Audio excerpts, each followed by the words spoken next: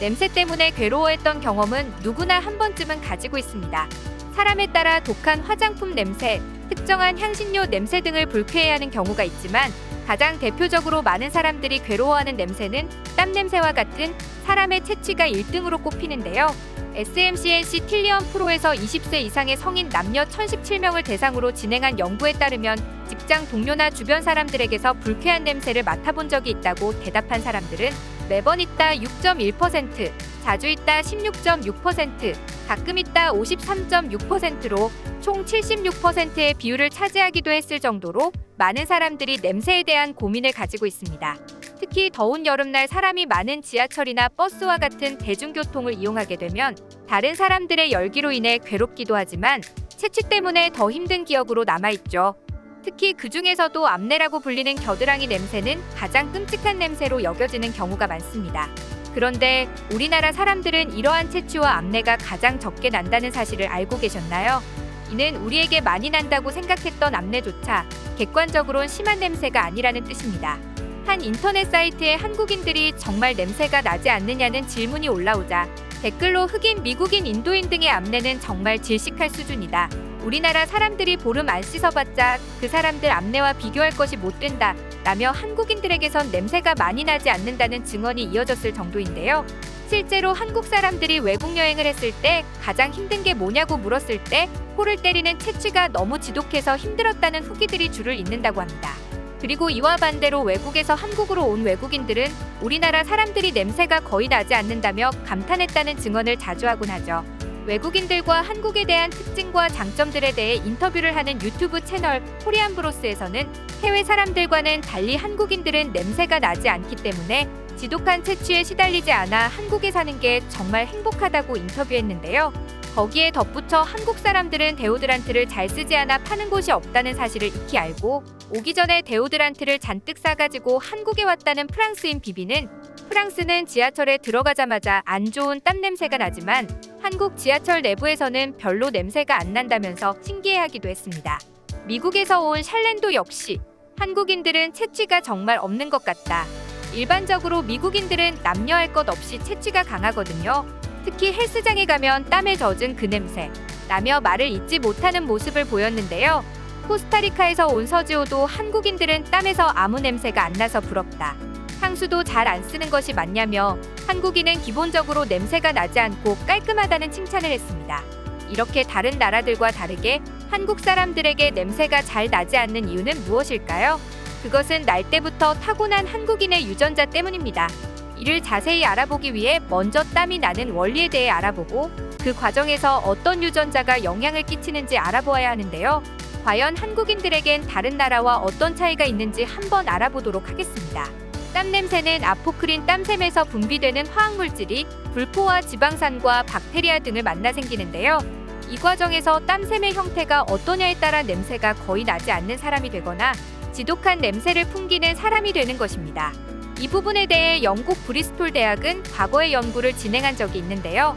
영국인 6,495명을 대상으로 조사한 결과 ABC11 유전자의 분포가 몸 냄새에 영향을 끼친다고 밝혔습니다.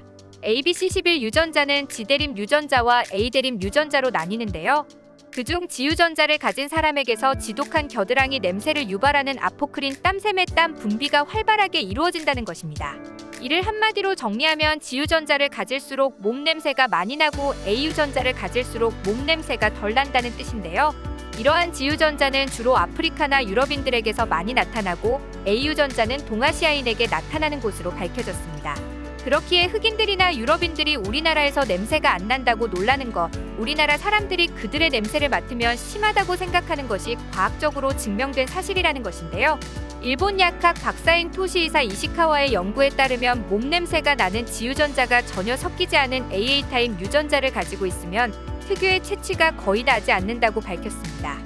이러한 AA 타입 유전자의 비율은 아프리카계 미국인이나 사하라 사막 일대에 사는 아프리카인에게는 한 명도 나타나지 않고 프랑스계, 베네수엘라계 백인은 1.2%, 러시아인은 4.5%만 가지고 있어 굉장히 드문 유전자인데요. 한국인들은 AA 타입 유전자가 100%에 가까운 수치를 보여주며 단연 1위를 차지해 놀라움과 부러움을 선사했죠.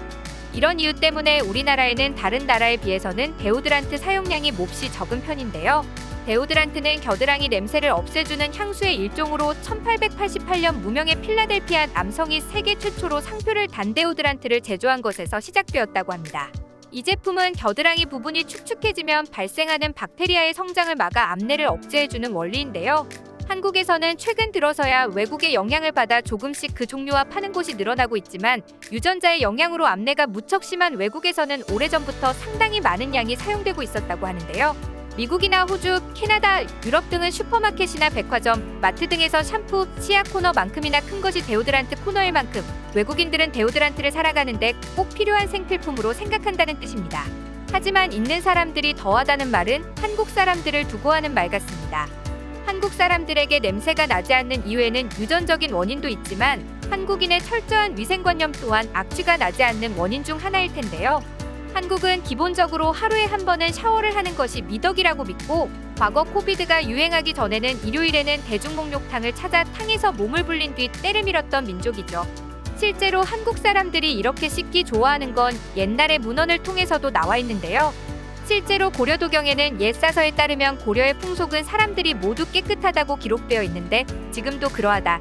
그들은 항상 중국인이 때가 많은 것을 비웃는다.